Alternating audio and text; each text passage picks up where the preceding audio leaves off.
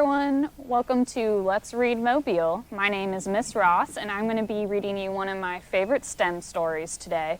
It's called Hello Ruby, Adventures in Coding by Liukas. Chapter 1. Meet Ruby. Ruby is a small girl with a huge imagination. She loves to crawl under her bed and imagine all the bugs that might live there. She's always coming up with new dance moves, and her favorite word is why. In Ruby's world, she's the chief creator and architect.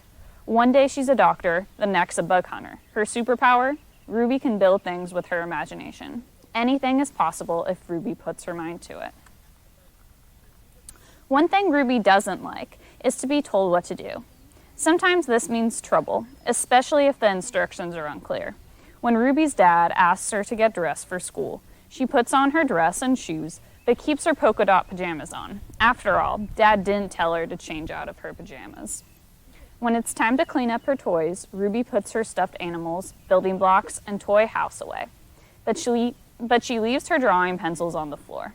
Pencils aren't really toys, she says cheekily. Chapter 2. The Clues. Chapter 2. The Clues. Ruby stomps and stumbles around her world while her dad is always working and traveling. Oh, how Ruby wishes she could go with him on his adventures. Working must be the best. But just when Ruby really starts missing her dad, she finds something unexpected, a postcard. Ruby's dad is always full of great surprises. Dear Ruby, today you're off on a grand adventure. I've hidden 5 gems for you to keep. I've hidden 5 gems for you to find. Keep going until you find them all. If you have more than one idea, follow the best one. And if you need help, remember that friends can often be found in unexpected places. I can't wait to hear how you found all the gems. Kisses, Dad. Ruby is excited. She wants to start her adventure and find the gems, but Dad hasn't left any instructions. How absent-minded of him. Where should I begin? How do I find the clues? She ponders. Ruby feels like she could go lie down and cry. But Ruby is a very practical girl, and she knows that often big problems are just lots of little problems stuck together. And with those thoughts in mind, she knows what her first step should be. I'll make a plan. Having a plan makes Ruby feel stronger. First, she slides under the desk to look for hints and finds 4 crumpled pieces of paper. For someone else, these papers might look like trash, random numbers, words, and statements, but for Ruby, they are clues, like a secret code.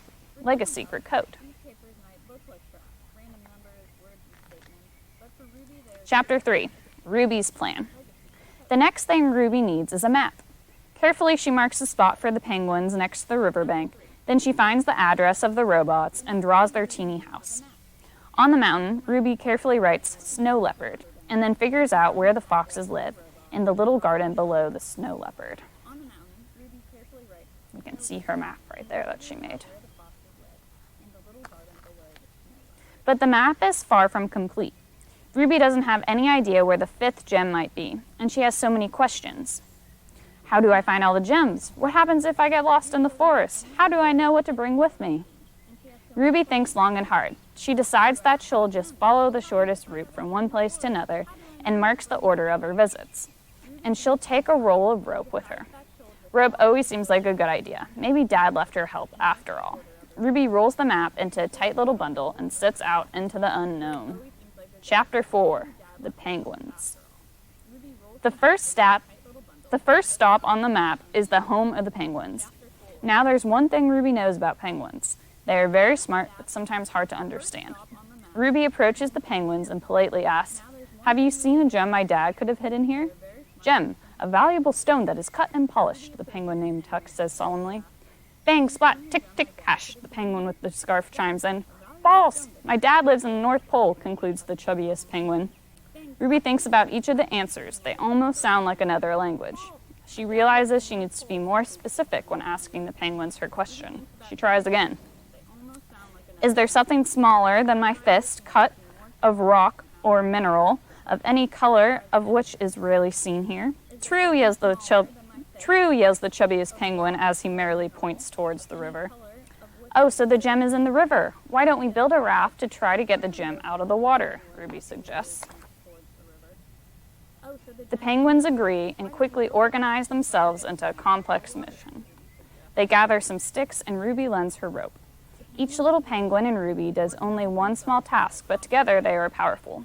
In no time, the raft is ready, and together they push it out into the water to find the sparkling gem.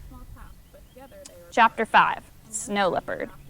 Waving goodbye to the penguins, Ruby climbs to the next stop on her map, the top of the mountain. And who does she run into but the elegant Snow Leopard? Snow Leopard will surely be able to help her, but something is wrong. Why are you so upset? Ruby asks. I live up here because I love things that are simple and tidy, and now there's disorder, scoffs Snow Leopard. Look, it blinks, it's colorful, and it hurts my eyes. Ruby glances in the direction Snow Leopard is pointing and sees a faint glimmer on the roof of Snow Leopard's home. It's a gem! Ruby cries out in delight. The ruby is too small and the gem is too high up for her to reach. Focus on the pure thing, Snow Leopard stoically advises. Ignore the details that make things different. This will help you come up with a solution. Ruby takes a moment to clear her mind. She spots a bunch of sticks on the ground. Last time she made a raft with the penguins to get to the river. Maybe she can use sticks and rope to make other things. She builds a simple structure of ropes and sticks, repeats it 5 times, and soon has a ladder. Snow Leopard smiles, in that special way only snow leopards know how to. With the second glittering gem stowed away, Ruby thanks Snow Leopard and asks, what is the best way to get to the garden? Chapter 6. The Garden. When Ruby arrives, the whole garden is in chaos. Everything is out of order, with dirt, vegetables, and foxes flying every which way. It's hard to focus on anything. The foxes are confused about what to do. They keep repeating tasks that are already done and missing other jobs that need to be completed. New rule, the boss fox yells. Everyone grab a seed to plant at the same time. Weed the garden. Ruby observes all the craziness and comes up with an idea. She raises her voice and gets everyone's attention. You, and you. You're the planters. You need a bag of seeds. If the hole is empty, drop in 1 carrot seed. If there's already a seed, move on. Keep going until you hit the end of the row, then move to the next row. Repeat the whole thing 5 times. Ruby is pleased with herself. Now on to the others. The rest of you, you're the weeders. Your role is to remove everything green and living unless it's a carrot seedling. Check each row. Stop when you've reached the end of the 5th row. Oh, that helps, says the boss fox a little sheepishly. Everyone gets to work. And just when it's time to plant the last carrot seed, Ruby spots something half buried in the mud. It's a sparkling pink gem. With 3 gems in her pocket, Ruby lets out an exhausted but happy sigh, and that's when she smells something sweet drifting through the air. Her stomach starts to growl. Chapter 7. The Robots. Not too far away, in a very busy house with a very busy kitchen, the happy robots are baking. It smells like candy canes, cinnamon, cookies, milk, and jelly beans. A gem could easily be hidden in the messy kitchen, Ruby thinks. The robots love sharing everything, and they quickly invite Ruby in and teach her how to make cupcakes. Writing a recipe allows you to make many cupcakes. Once you've found a good recipe, you can make hundreds of cupcakes, or you can swap ingredients and make many different kinds of cupcakes, explains one of the robots.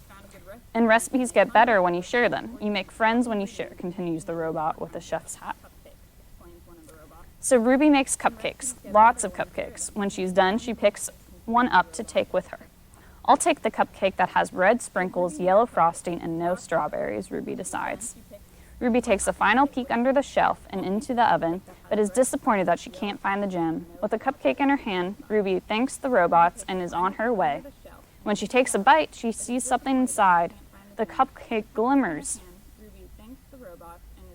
Chapter 8. Django. Ruby walks into the forest with the 4 gems in her backpack. Before she can get very far, a boy with a huge snake wrapped around his shoulders jumps out in front of her. Ruby spies the final gem in a chain around the boy's neck. Where did you get that gem? And what is that creature? Ruby asks. My name is Django, and this is my pet python.